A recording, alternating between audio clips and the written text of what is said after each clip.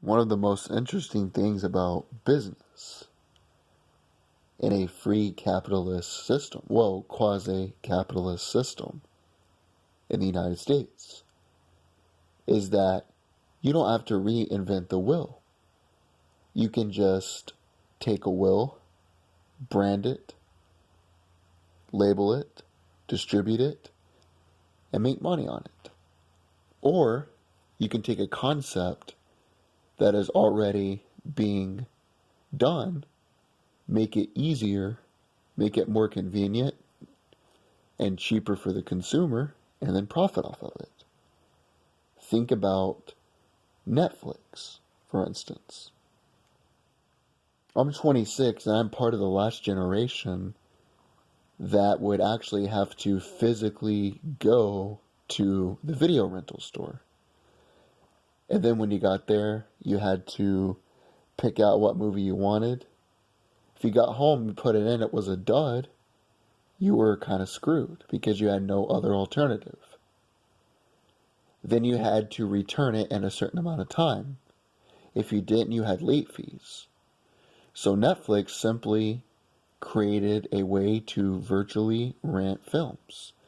For about $10 a month, you can get hundreds and hundreds of films, TV shows, about the price of maybe 2 rentals.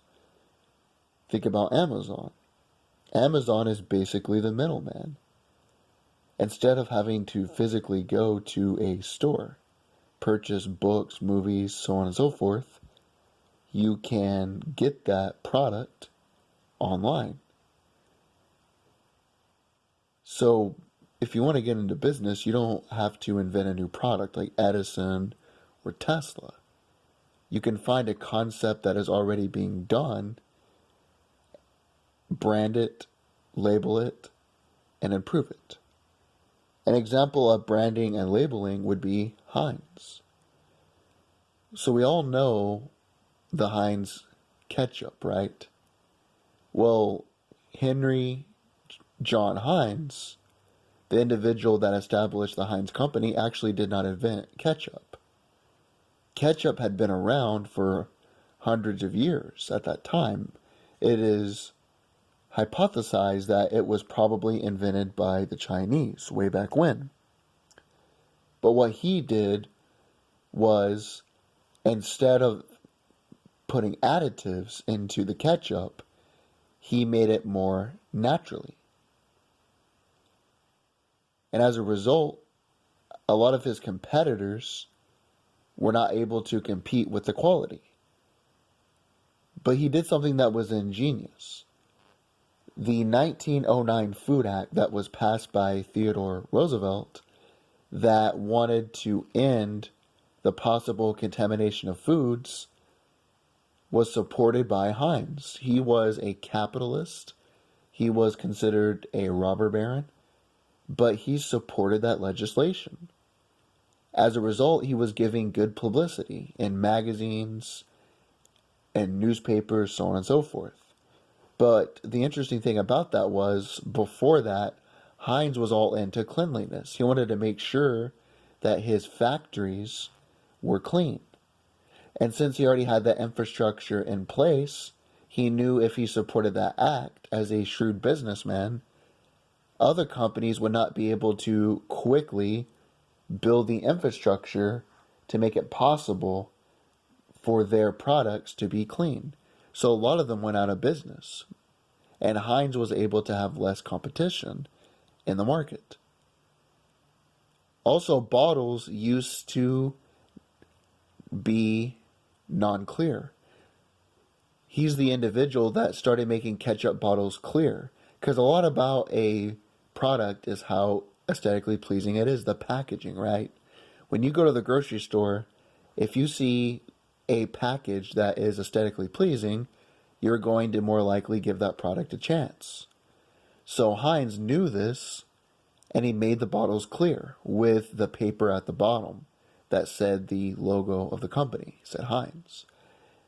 Other companies do this now. Notice every time you go get ketchup, whether it's Heinz, whether it's Great Value, whatever particular company it is, they create their bottles the same way. Something else he did was when he was walking one day, he saw a shop. It said 23 different products. This was a clothing store, shoes, hats, suits, so on and so forth. So he thought to himself, how many products does Heinz have? He remembered maybe 54, 55, but he started using the number 57 because, think about it, 57 is not too large of a number that you can't keep track of all of your options. But 57 is a good amount of options. So as a shrewd businessman, he started adding 57 to everything. That's why you see Heinz 57 on everything. Another example of his great marketing was when he was at the World's Fair. The space he got for his displays were at the top of the stairs. So you had to walk up 3 flights of stairs. Most people were lazy as shit like they are today. So what he came up with on the spur of the moment was giving people golden tickets that said, if you go up to the Heinz display, we will give you a prize. So he literally had thousands of people that walked up there to go see the displays. And that's what you call reciprocation. And Robert Cialdini's 6 principal rules of persuasion, the first one is reciprocation. Businesses, politicians, people do this. If you give somebody something unexpectedly without asking for anything in return, then that person feels like they owe you a favor as well. So that was another example of his great persuasive marketing. Something else he did was he originally had a company before the bank failures of 1857, the bank crash. But he ended up losing his home. That was where he really developed the recipe for the Heinz ketchup. So he ended up rebuying that home and then floating it on a raft down the river. So everybody could see, it said starting in 1808, Heinz. It started here. So imagine sitting on the riverbank and you see a raft with a home. You're going to be curious, right? You're going to look at that and it says Heinz, where it all started. And that is free advertising for the company. He's actually the first person, too, to get a fluorescent light. If you go to Pittsburgh, you see the sign Heinz, which is a light-up sign, a neon sign. He was the first person to use a neon sign. And think about it, when you're driving at night in the darkness and you see a big ketchup bottle that is lit up, that looks like it's pouring and it says Heinz, that's some great advertising. So think about it. Heinz did not invent a new product. He did not establish anything revolutionary. He just used ingenious marketing. He stayed true to his product. He didn't want to screw over the consumer. He wanted to provide them a quality product which did not have any additives in it. And he used his shrewd business acumen in order to be successful.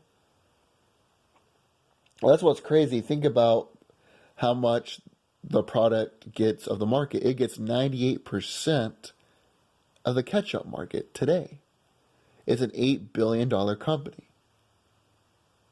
So the point I'm trying to make is you don't have to invent a new product or a new service. Just figure how to do something better. Market it, brand it, label it, or how to make something more efficient.